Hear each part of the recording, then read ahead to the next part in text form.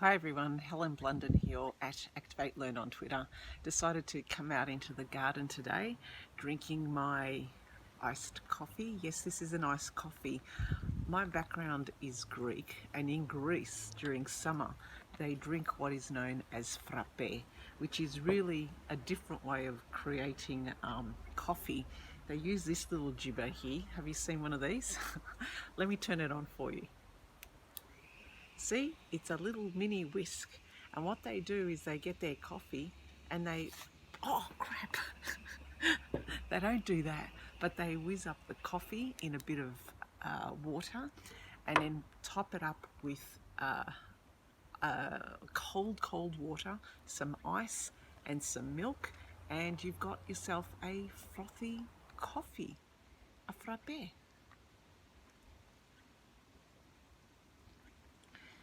So anyway, it's time for another book review, and this time round it is a book by an Australian author called Favel Parrett, and I hope I do say her name correctly. This book is her third book, and it's called There Was Still Love. There's a quote by Sarah Winman that says it's a beautifully crafted book from a wonderful storyteller, and it sings with humanity. Now, I picked this up from the library, of course. As you can see, I pick up library books. I just love library books. But it is a fairly recent book. It was published in 2020 and even got the Indie Book Prize for this story. Now, let me just read the back so you can get a gist of what this is about.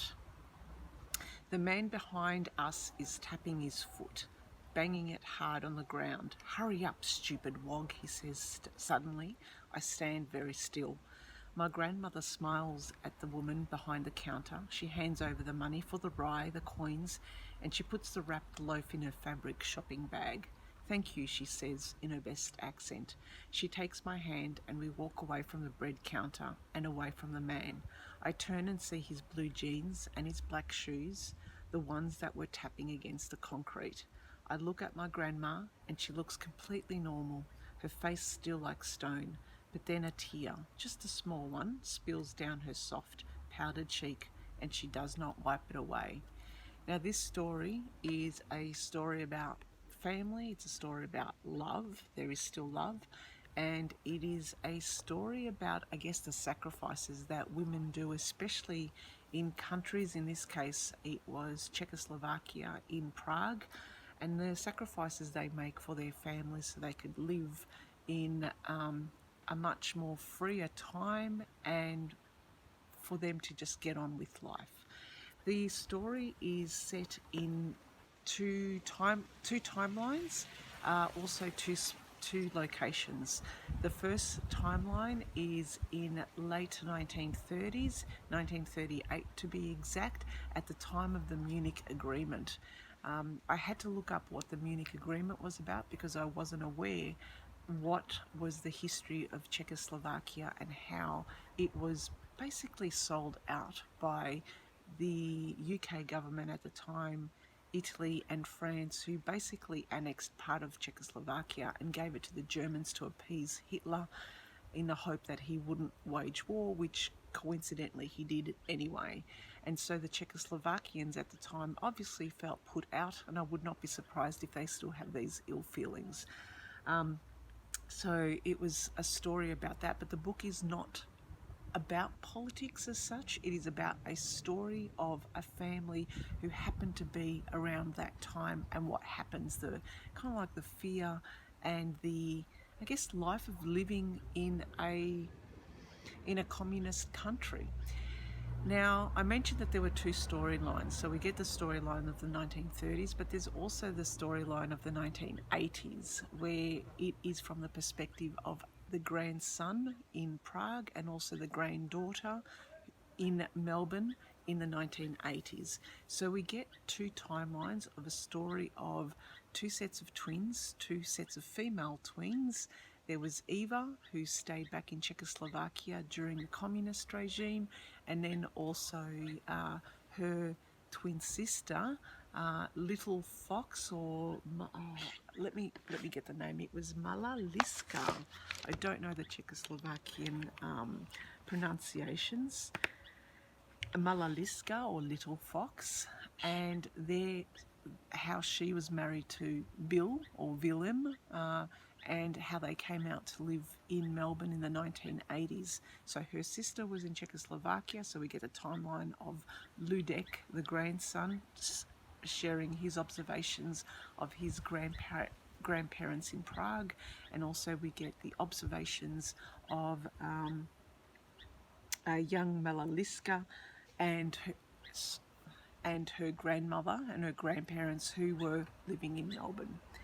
Now, throughout this, I love this story simply because in my own family we have had issues of communism, especially I guess my grandparents and their involvement in it.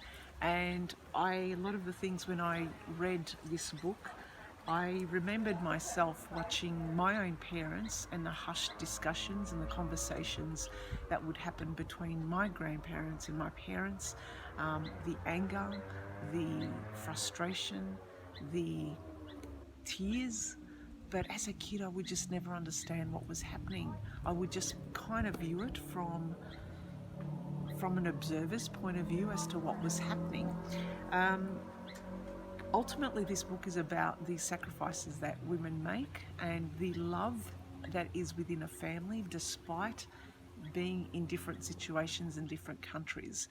I got an idea of what life was like in communist Czechoslovakia right up to the 1980s. After all, my time growing up in the 80s and also the time of the Olympics, the Moscow Olympics, we got glimpses of this kind of life.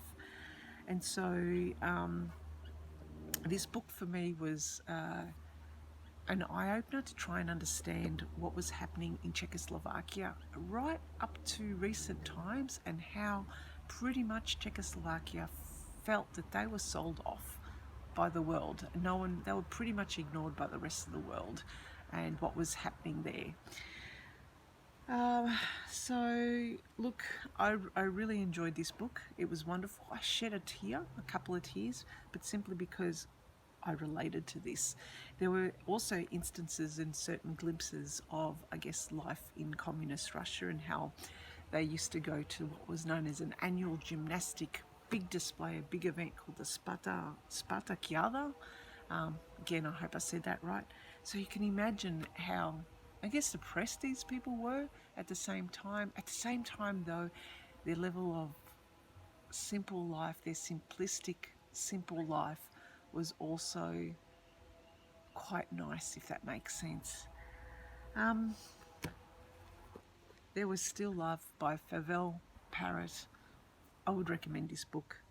Very quick read, beautiful book as well, wonderfully written and very well recommended. Okay then, bye for now.